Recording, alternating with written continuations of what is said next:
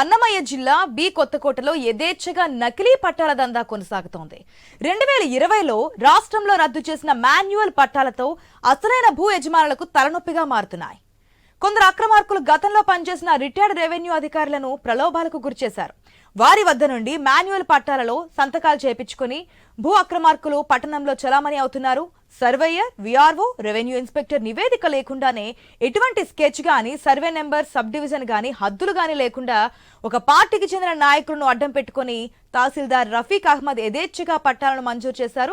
Retired అయిపోయిన తహసీల్దార్ రఫీక్ అహ్మద్ నుండి manual పట్టాలలో 6 నెలల ముందు, సంవత్సరం ముందు తేదీలను వేపించి భూ యజమానులపై న్యాయస్థానాలకు వెళ్లి తప్పుదారి పట్టించే ప్రయత్నం చేస్తున్నారు.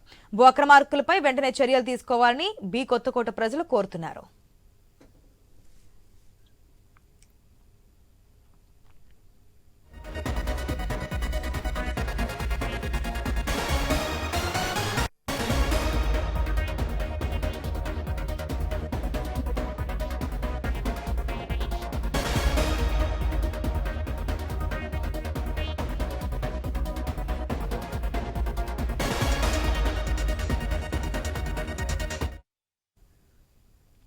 అన్నమయ్య జిల్లా బి కొత్తకోటలో యథేచ్ఛగా నకిలీ పట్టాల దందా కొనసాగుతోంది.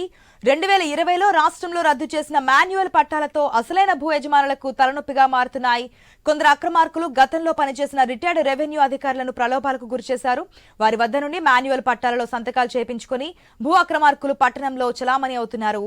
సర్వేయర్, విఆర్ఓ, రెవెన్యూ ఇన్స్పెక్టర్ నివేదిక లేకుండానే ఎటువంటి sketch, survey number, sub division, హద్దులు లేకుండా ఒక పార్టీకి చెందిన నాయకులను అడ్డం పెట్టుకుని తహసీల్దార్ రఫీక్ అహ్మద్ యథేచ్ఛగా పట్టాలను మంజూరు చేశారు.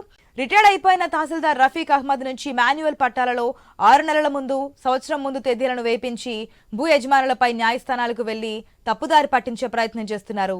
భూ అక్రమార్కులపై వెంటనే చర్యలు తీసుకోవాలని బి కొత్తకోట ప్రజలు కోరుతున్నారు.